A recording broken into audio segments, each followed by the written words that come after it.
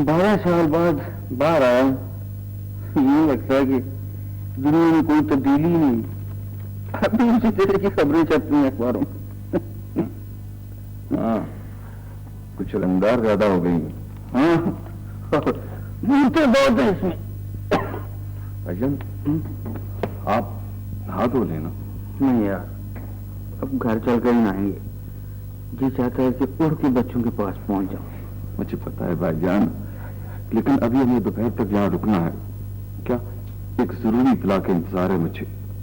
रफीक पुत्र, और फिर फैसलाबाद जाने से पहले मैंने आपके साथ बहुत जरूरी बातें करनी है। तो करो, उसमें सोचने की क्या बात है?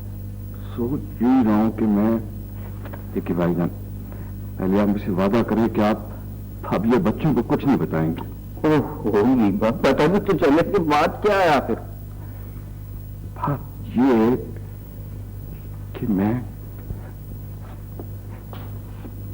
आपको यही बताया हुआ है कि मैं शहर में कमीशन का कपड़ा बेचता हूं। क्या? और अगर मैं वापस न भी लौटा तो भी आप उनको नहीं बताएंगे, मेरा फर्म नहीं तोड़ेंगे आप। नहीं रफीक पुत्र, जो होना था सो हो चुका। पूरे खानदान में सिर्फ हम दो ही तुम बचे हैं। मैं तुम्हें नहीं जाने दूंगा। नहीं भाईजान, मुझे जाना है, मुझे जाना है भाईजान।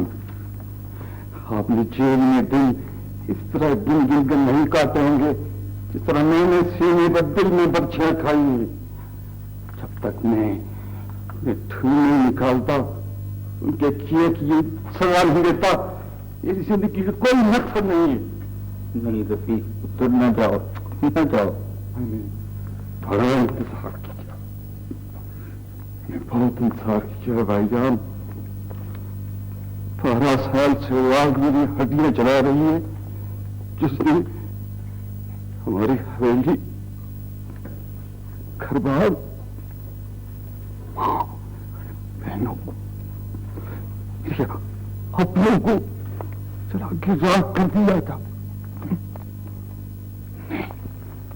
नहीं भाईजान, नहीं।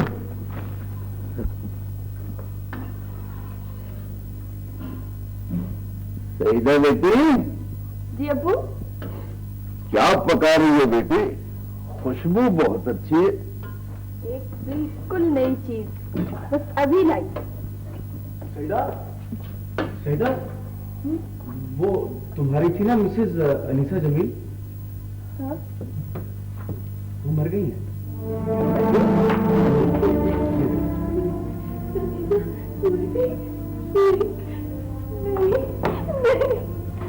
अरे क्या हो गया बेटी? क्या हुआ? अबू वो सईदा की अम्मी थी ना मिसेज अनीसा जमील, वो फौत हो गई। ओह इन्ना लिल्लाह व इन्ना इलैहि। मगर कैसे बेटा? पता नहीं जी, लिखा अचानक हार्ट फेल हो गया। छुट्टियाँ कितना प्यार करते थे मुझसे, कितना मेरा ख्याल रखते थे अम्मू। हाँ बेटे, ये सब ऊपर वाले के रंग है बेटा। किसे खबर है कि वहाँ जुम्बिश कलम क्या है। अल्लाह अल्लाह। भैया तुम कैसे बातें कर रही थी यहाँ पे? कितने बहुत से अच्छे लोग इतनी जल्दी क्यों मर जाते हैं अम्मू? बेटा वो मालिक है ना, बुला लेता है अपने पास। बंदा नहीं समझता इन बातों को। लेकिन हार्ट अटैक तो ज्यादातर मोटे लोगों को होता है, वो तो उनकी सेहत तो। अरे क्या हुआ? तने क्या हुआ? वो तो बड़े मजबूत आसाब की मालिक थी अम्मू। ताड़ी मार उड़ाना बाहू, हंसी अपे उड़न हारे हूँ। अल्लाह अल्लाह, वो मालिक है बेटे, सबने जाना है। अख्तर बेटे जी, देखना बेटा वो अखबार में जनाजे का वक्त क्या है। बस बस मेरी बेटा।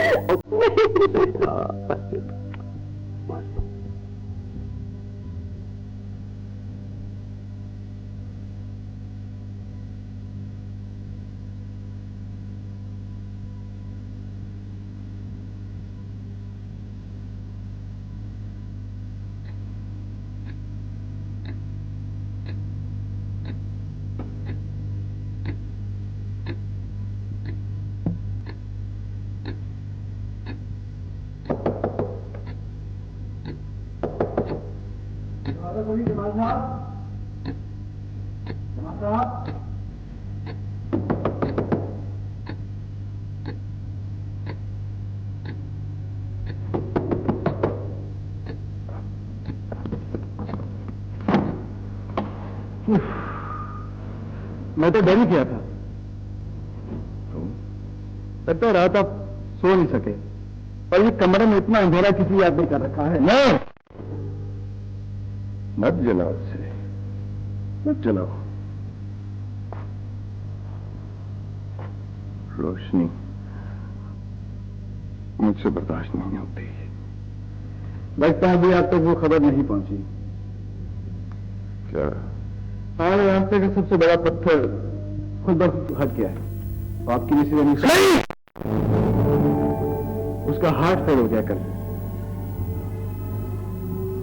मुझे पता है मुझे। लगता है तकदीर कुछ ज्यादा मेहरबान हो गई है। मिसेस अलीसा ने मरकर हमें तो बिल्कुल ही जिंदा कर दिया। वो मरी नहीं है, वो नहीं मरी, मैंने उसे मारा। तुमने उसे मारा है। उसके कातिल हम हैं। मैं इसमें आपका क्या कसूर है जमाल साहब?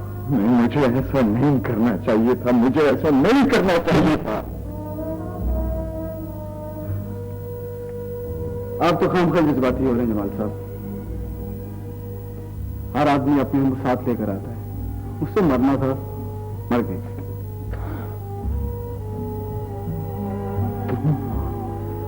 तुम कैसे? चले जाओ यहां से, निकल जाओ। मुझे तुमसे, अपने आप से, हाथों से खून की बू आ रही है। ये मैंने क्या कर दिया? ये मैंने क्या कर दिया?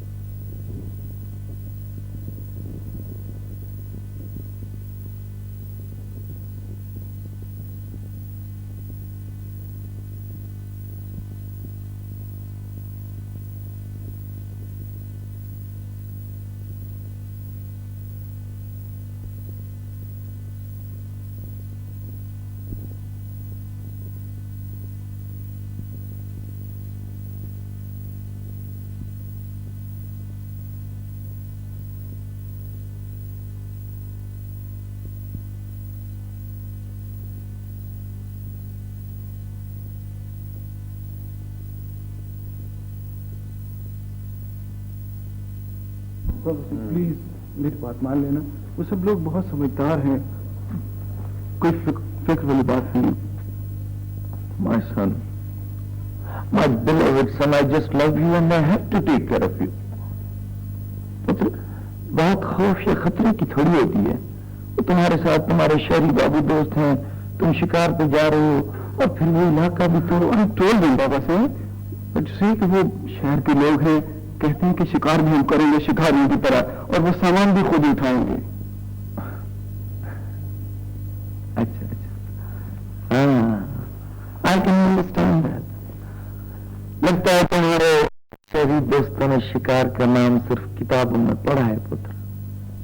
Well okay, I handle it. अच्छा थैंक यू वेरी मच बाबा से। तो कल शाम को हम पहुंचेंगे। कल शाम को अभी जा रहे हो? जी। अच्छा माशाल्लाह। अल्लाह हाफिज बाबा से। अल्लाह हाफिज पुत्र। रियासत जी जी। ओ खैर से पुत्र, सरदार से वहीं पे शिकार थे जी हैं, उन्हें ख्याल करें बशीर नाम होते एक भी नौकरों को घोड़े चिके उनके नाम बने हैं पिछले में गिरे उन्होंने सामने ना है, बस ये ख्याल रखें। लेकिन पता नहीं लगे है बच्चा ने फिक्र न करो, तो ऐसे 5 दिन बाद हुआ है बेटा। अच्छा 5 दिन आ गए। अच्छा हमको पठो पठो।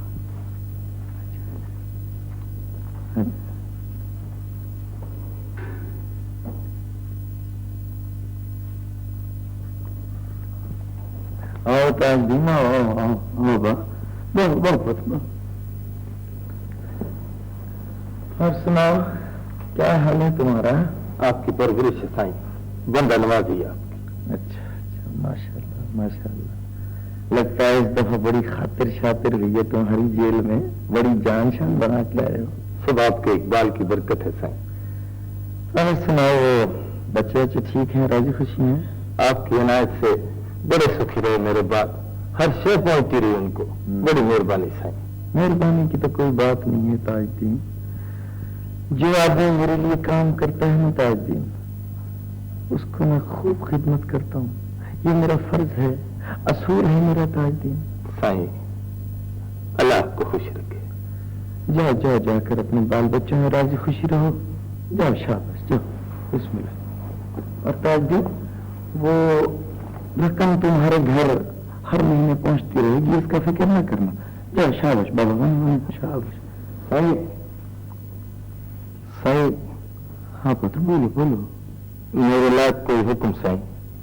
ना अभी आराम करो, बाल बच्चों में रहो, कुछ देर हाथ ठंडा भी तो रहना चाहिए। जाओ शाबाश, जब जरूरत होगी ना बुला लूंगा। जाओ शाबाश, जाओ। माशाल्लाह। Regarding the conditions laid down by Sir Albert Howard, it may be mentioned that the area covered by both wings of Pakistan lies in the great Indo-Gigantic alluvial plain of the Indian subcontinent, which has enjoyed a worldwide reputation since every times richness of नहीं मैं चाहिए दूंगा। क्यों? बोले दूंगा, इससे मुझे नुकसान होगा। बनवाई थी? ओहो, उस वक्त मैंने लॉ ऑफ डिमिनिशिंग यूटिलिटी नहीं पढ़ा हुआ था। क्या? लॉ ऑफ डिमिनिशिंग यूटिलिटी क्या है? हाँ, कानून तस्लीम अफादाए हासिल। क्या? हाँ उस वक्त मैंने वही पढ़ा हुआ था, तो इसलिए मैंने चाहे अब नहीं पीनी। क्या मतलब है इसका? इसका मतलब मैं तुम्हें समझाता हूँ, बड़ी मजेदार बात है। सुनो तो बख्शो, मेरे पास टाइम नहीं। नहीं मेरी बात सुनो, बड़ी मजेदार बात है। बैठो ना। हाँ। फर्ज करो तुम्हें बहुत सख्त प्यास लगी हुई, हाँ। ठीक है, मैं तुम्हें एक गिलास पानी का देता हूँ। हाँ। तो क्या होगा? है? क्या करोगे? प्यास बुझ जाएगी, फायदा होगा मुझे। एग्जैक्टली। अब इसके बाद एक गिलास तुमने पिया, उसके बाद मैं तुम्हें दूसरा गिलास पानी का देता हूँ, तो क्या होगा? है? तो क्या होगा दूसरा गिलास? होगा। देखो मेरी बात सुनो, बैठो। देखो तालीमी बहस में आप दिया मुश्किल नहीं कर सकते, इसलिए आराम से मेरी बात सुनो। अच्छा चलो ठीक। तो फिर मैं तुम्हें एक गिलास पानी का दिया, हाँ। क्या तुम्हें लगी? हाँ। ठीक है, फिर दूसरा दिया, हाँ। फिर तीसरा, फिर चौथा, फिर पांचवा। 5वें गिलास के बाद तुम्हारी प्यास बुझ गई, हाँ। ठीक है। अब जब 5वें गिलास में पानी का पीना, हाँ। तो उसके बाद मैं तुम्हें 6वां गिलास पानी का दूंगा। नहीं पीऊंगी। क्यों नहीं पियोगी? देखो सुनो तो, क्यों नहीं पियो? देखो क्यों नहीं? मेरा पेट है कि टैंक है? उस टैंक में एक गिलास पानी का और डाल दो। नहीं पीऊंगी। ओहो पियोगी क्यों? देखो फर्ज करो तुम पीती हो तो क्या होगा? क्या होगा? उल्टी होगी। क्या? उल्टी। हाँ क्या? उल्टी होगी ना। एग्जैक्टली। तो ये है लॉ ऑफ डिमिनिशिंग यूटिलिटी, कानून तकलील अफादा। अबू आ गए, शुक्र।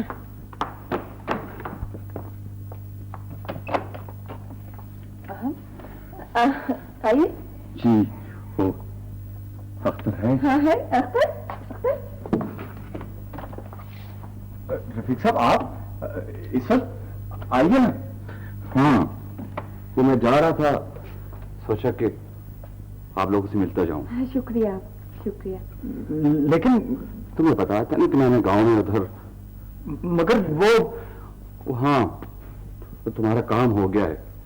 मैंने सलामत को समझा दिया कि आप लोगों का ख्याल रखेगा। मगर उस्ताद अरे भाई वो आधा क्यों खुला हुआ है? अच्छा रफीक साहब। वालेकुम अस्सलाम। आइए रफीक साहब तशरीफ लाइए। अब वो कहाँ देर लगा रही थी इतनी? भाई देर हो गई, बताता हूँ अभी। ये मेहमान से दो बातें करने में दो बेटा। मेहमान का हक फायक होता है। तशरीफ रखिए और बुलाइए रफीक साहब, मिजाज कैसे हैं आपके? जी दुआएं आप कीजिए। वो मैं शहर से जा रहा था जी दूर गांव, तो सोचा आप लोगों से मिलकर जाऊं। जा रहे थे? वजह यानी अचानक? जी कुछ मुकदमेबाजी है समीयों की, जरूरी जाना है जी। अरे छोड़िए, मुकदमेबाजी में क्या रखा है, खामखा की मुसीबत। नहीं जी, अपने हक के लिए तो लड़ना पड़ता है ना जी। बिल्कुल ठीक कहते हैं आप। मैं भी अब्बू को यही समझा है ना अख्तर? हाँ लेकिन रफीक साहब तो देखिए साहब, अगर मैं आपकी जगह होता ना, इतना बड़ा इल्जाम अपने सर पर इतनी आसानी से ना ले लो। ये लोग दिलों में झांक कर नहीं देखते। ये दिल का दाग सब्र के आंसुओं से नहीं धुलता, क्या इसे धोना पड़ता? हाँ वो तो ठीक है रफीक साहब, लेकिन कभी कभी ऐसा करना पड़ता है। अब देखिए ना, कीचड़ में पत्थर फेंकने से कपड़े और ज्यादा गंदे हो जाते। आप ठीक बोलते साहब, आप ठीक समझते हैं, लेकिन मैं ये जानता हूं कि जो आदमी अपना हक हासिल नहीं कर सकता, तकदीर भी उसका साथ नहीं देती। फसलों को सूरों से बचाने के लिए बढ़ावे काम नहीं आते, क्या उसके लिए आदमी को खुद पहरा देना पड़ता है। माफ करनी जी, मैं कुछ गलत बातें शायद कह गया, ज्यादा बोल गया मुझे, माफ।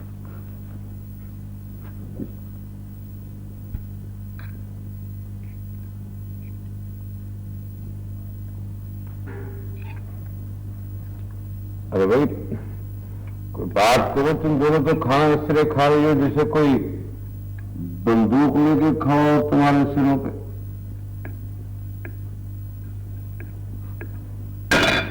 हर कोई मुझसे नाराज है, हर शख्स मुझसे नाराज है।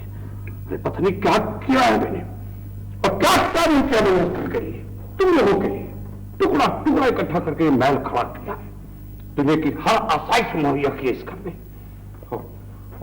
और क्या चाहती हो मुझसे, क्या चाहती हो तुम लोगों से?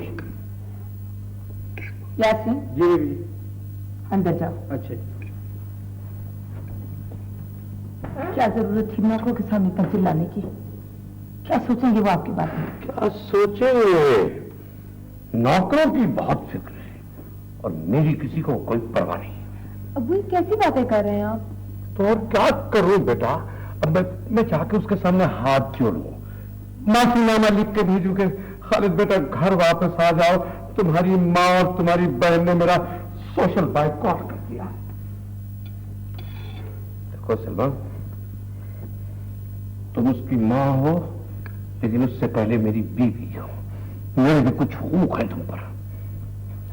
क्या किया है मैंने? अच्छा अच्छा अच्छा अच्छा, यही कुछ नहीं। अरे कब्रिस्तान बना रखा है घर को, जब देखो मुंह सूझावा, जब देखो मुंह सूझावा। तो आप खालिद भाई को ले आना वापस। अरे मैं कैसे ले आऊं बेटा, वो मुझसे पूछ के गया, वो अपनी मर्जी से गया, मेरे समझाने के बावजूद गया है। बेटा देखो ना, मेरा तो कोई कसूर नहीं है इसमें, अगर वो फरीदा वजी से शादी करना चाहते तो करने दीजिए, इतनी प्यारी है वो। इतनी प्यारी है वो।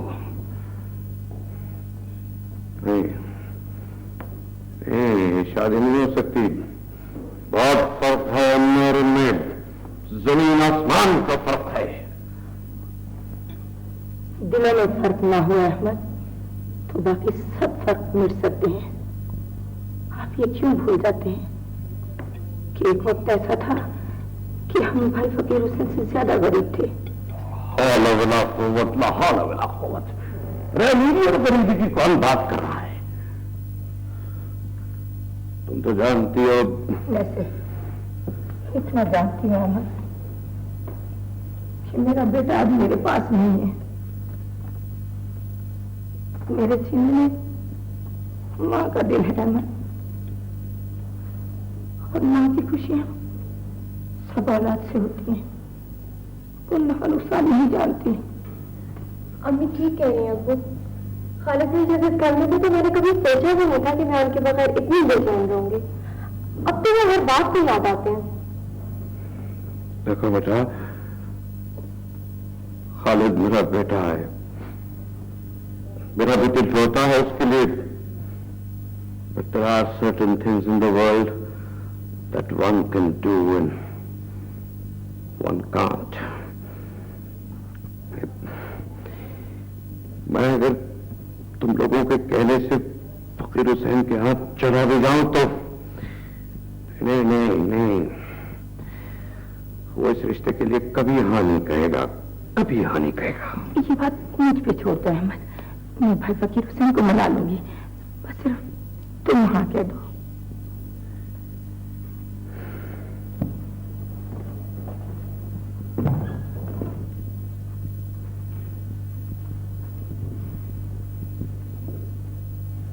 ठीक, कर देखो अपनी कोशिश। सच अहमद?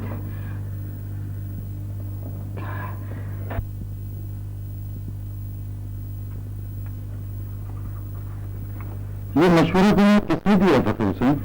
मशवरा तो किसी ने नहीं दिया जनाब, बस अल्लाह के एक बंदे ने सब्र और रजा के असल मानी समझा दिए। बहरहाल जिसने भी तुम्हें यह मशवरा दिया है वो तुम्हारा दोस्त नहीं हो सकता। ये सरासर खुदकशी है फकीर हुसैन। जनाबे वाला, जान इंसान की आबरू से आगे नहीं होती। कांच के बर्तन पर आई हुई खराश ही दरअसल उसकी मौत होती है। मैं ये दाग लेकर जिंदा रहने से मर जाना बेहतर समझता हूं। मगर उस दिन तो तुम। मैंने अर्ज किया ना जनाब, उस दिन मैं गलती पर था। देखो फकीर हुसैन, मेरी मानो, जो कुछ हुआ उसे गनीमत जानो। घड़े मुर्दे उखाड़ने से नुकसान के सिवा तुम्हें कुछ नहीं होगा। तुम्हें अच्छी तरह पता है कि तमाम शहादतें तुम्हारे खिलाफ जा रही। मैं जानता हूं जनाबे वाला, बस आप केस पुलिस को दे दीजिए इंक्वायरी के लिए। उन्हें लगाने दीजिए मुझे हथकड़ियां। जिसने जुर्म किया है उसको उसकी सजा जरूर मिलनी चाहिए, चाहे वो मैं हूं चाहे कोई और। देखो फकीर हुसैन, कमान से निकला हुआ तीर और मुंह से निकली हुई बात वापस नहीं आती। तुम एक बार फिर सोच लो, मशवरा कर लो किसी से। मैं अच्छी तरह सोच समझ ही के आपके पास हाजिर हुआ हूं जनाबे वाला। रफीक ने ठीक कहा था, जो शख्स खुद अपने हक की हिफाजत नहीं कर सकता उसकी तो तकदीर भी मदद नहीं करती। कौन रफीक? वो है जनाब अल्लाह का एक बंदा। आप बराए मेहरबानी वो इंक्वायरी का हुक्म सादर फरमाए।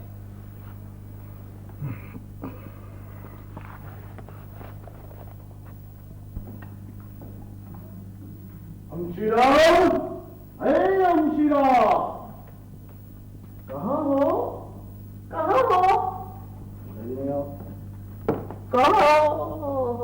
लगता है पर्चा अच्छा हो गया। तुमको किसने बताया फरियादे? तुम्हारी ये बेसुरी मौसीकी ने जिल्ले इलाही। मौसीकी रूह की ग़िज़ा होती है नादान लड़की। तो मौसीकी की ग़िज़ा से आज दोपहर का गुजारा कर ले। हाँ?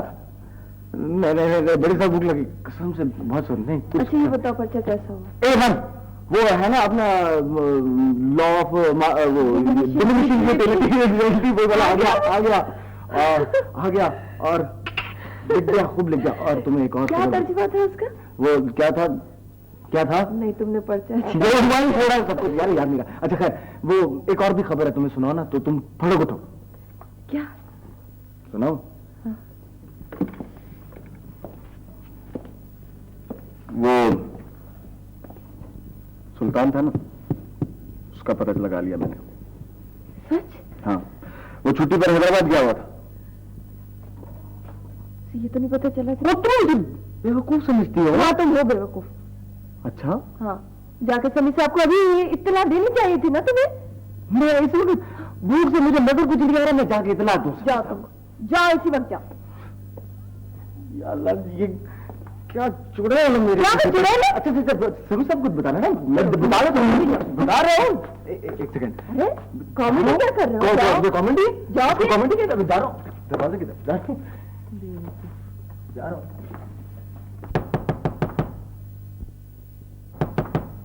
कौन?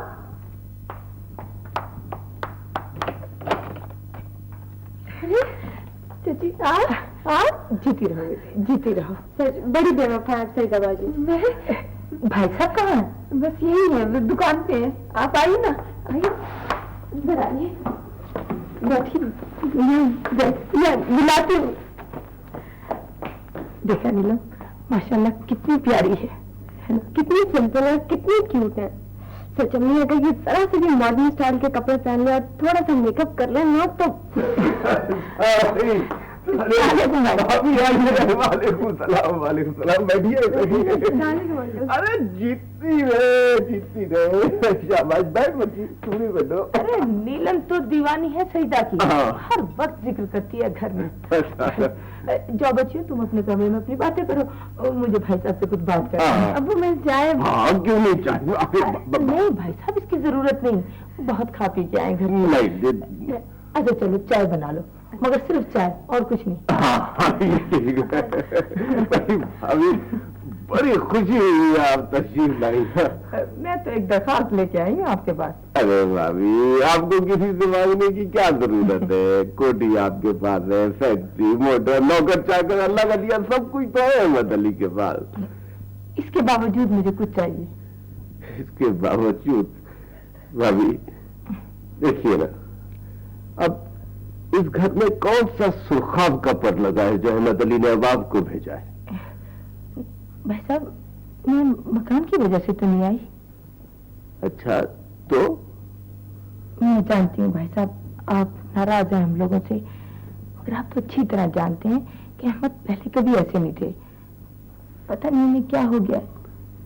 चलो उन्हें माफ कर दीजिए। लेकिन भाभी, मैंने तो कुछ भी नहीं किया, वही मेरे पीछे पड़ा हुआ है। उसने जो मेरे साथ किया है वो दुश्मन के साथ भी नहीं किया जाता। उसने मेरे एतमाद का खून किया है, मैंने उसे बता दिया था। चलिए छोड़िए भाई साहब, पुरानी बातें भूल जाइए। मैं चाहती हूँ ये खानदान फिर से एक हो जाए, फिर से एक हो जाए। ये दरख्त की शाखें हैं भाई साहब, हमें मिलजुल कर रहना चाहिए हैं। मैं पुराने रिश्ते फिर से जोड़ने आई हूँ। वो तो ठीक है भाभी, लेकिन अब जाने दीजिए, बहुत देर हो चुकी है। छोड़िए भाई साहब, माफ कर, चलिए मुझे माफ कर। मैं माफी चाहती हूँ। क्या बातें कर रही हैं? मैं आपकी बहुत कदर करता हूँ, मेरा आपसे दोहरा रिश्ता है, खुदा उसे माफ करे बस। देखिए भाई साहब, अगर आपने उन्हें माफ नहीं किया ना तो खुदा भी माफ नहीं करेगा। तो भाभी आप, अच्छा जाइए, मैंने उसे माफ किया। नहीं भाई साहब, यूं नहीं, मेरा मतलब है कि मैं चाहती हूँ ये खानदान फिर से एक हो जाए, फिर से हम लोग मिलजुल कर रहे हैं। क्या मतलब क्या है आपका?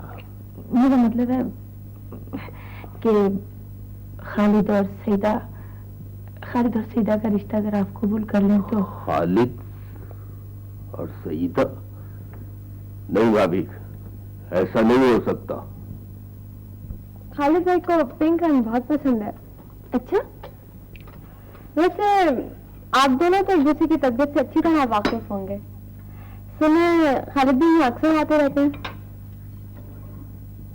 आते थे, ऐसे मेरा ख्याल में शादी से पहले लड़के और लड़की को आपस में मिलने का मौका जरूर देना चाहिए, इससे अंडरस्टैंडिंग बढ़ती है। बात मिसअंडरस्टैंडिंग भी बढ़ती है, लेकिन आपके केस में ऐसा नहीं है। खालिद भाई तो आप पर तुम्हें ऐसी बातें नहीं करनी चाहिए। वैसे आपको पता नहीं आप क्यों आए? नमक छिड़कने? जी नहीं, कुछ नहीं।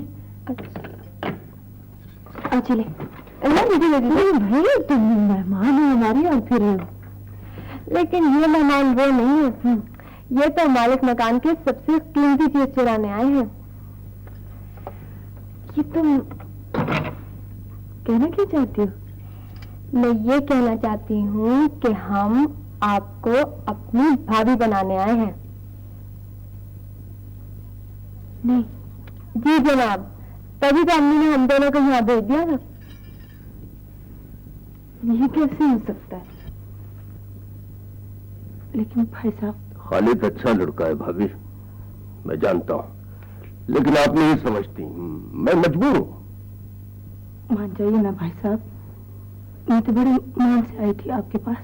नहीं भाभी नहीं, ऐसा नहीं हो सकता। देखिए, झगड़ा आपका और अहमद का है, इसकी सजा हम अपने बच्चों को क्यों दें? आप सईदा से तो पूछ लें। सईदा मेरी बेटी है भाभी, वो मेरा खून है। मैं जो कुछ कर रहा हूँ उसके भले के लिए कर रहा हूँ, वो मेरी बात से इख्तिलाफ नहीं कर सकती। क्या पीछे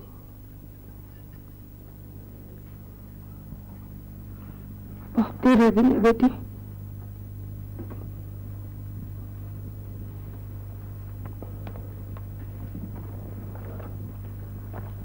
अच्छा भाई साहब,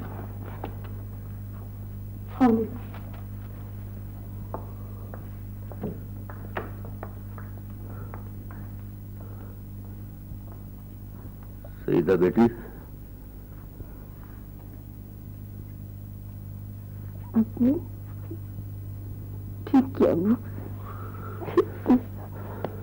जीती रहो बेटी, जीती रहो। मेरी समझ में नहीं आता डैड कि आपने आपने बात कैसे मान ली? मेरे पास कोई और वे आउट नहीं था माय सन। मैं खालिद को, इस घर के स्कूल को लूज करना अफोर्ड नहीं कर सकता। लेकिन डैड, इस तरह तो मेरी तो समझ में कुछ नहीं आ रहा। मौत को सामने देखकर इंसान बुखार पे राजी हो जाता है, इसी को कॉम्प्रोमाइज कहते हैं। कभी कभी थोड़ी देर के लिए इंसान को पसपा भी हो जाना चाहिए। ओके डैड, जैसे आपकी खुशी, लेकिन मैं बहरहाल इस सिचुएशन पर खुश नहीं।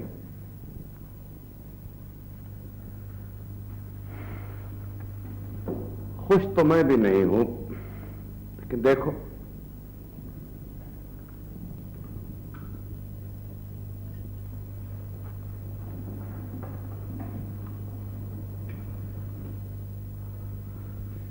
तो मेरा अंदाजा सही निकला। क्या मतलब? फकीर हुसैन ने, oh no, this is not possible. अब खुश हो गई तुम मुझे जलील करा के, और गई तुम्हारे कलेजे में ठंड, मेरे मुंह पे कालक मलवा के। सलमा, मैंने तुम्हें समझाया था ना कि फकीर हुसैन पागल है, दिमाग खराब है उस शख्स का। मगर तुम अबे, your mother would never get me straight. She would never get me straight. That's my bloody problem. And that's the problem of the whole house.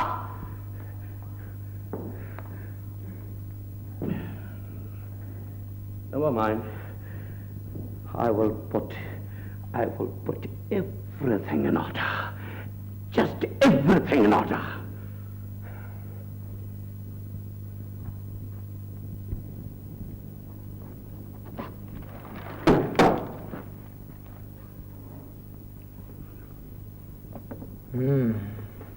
तो तुम हो सुल्तान।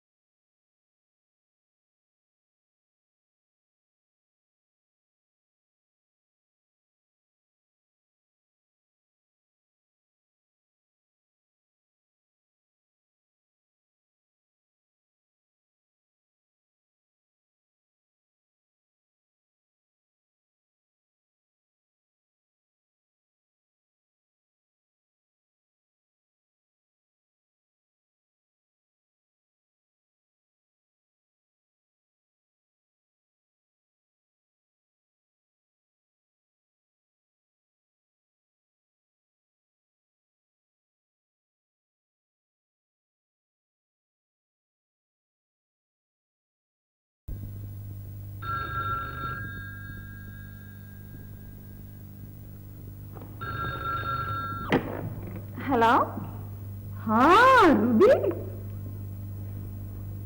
अच्छा, लेकिन मैं तो नहीं जा सकूंगी, मेरे पास गाड़ी नहीं है ना। हाँ ठीक है, तुम लोग जाओ फिर। Bye bye. तमकीन, जी अम्मी। कहाँ जाना है बेटा? कहीं गाड़ी की बात हो रही थी ना अभी। जी मैं ये कह रही थी कि मेरे पास गाड़ी नहीं है। लेकिन गाड़ी तो है बेटा। तो आपकी है, नहीं होती तो ऐसा कभी ना होता।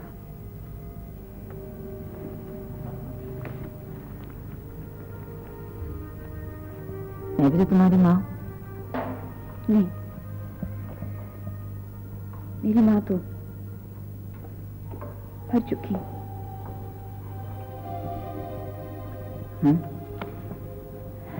तुम ये जरूर कह सकती हो तमकीन कि मैं तुम्हारी सगी माँ नहीं हूं, लेकिन तुम्हारे बाप की मौत के बाद मैंने तुम्हारी तरबियत, तुम्हारी परवरिश को अपनी जिंदगी का मकसद समझा बेटा। मैंने हमेशा अपने आप को तुम्हारी फैक्ट्री का मैनेजर समझा है, उस वक्त तक जब तक कि तुम इसको संभालने के काबिल ना हो जाओ। मैं 2 गाड़ियां भी रख सकती थी तमकीन, लेकिन मैंने हमेशा फालतू अखराजात से हाथ रोके रखा, इसलिए कि ये घर, ये दौलत, ये फैक्ट्री, ये सब तुम्हारी अमानत है। नहीं, I'm sorry। नहीं बेटा, मेरी कुछ गलती है जो तुम्हें ये एहसास हुआ।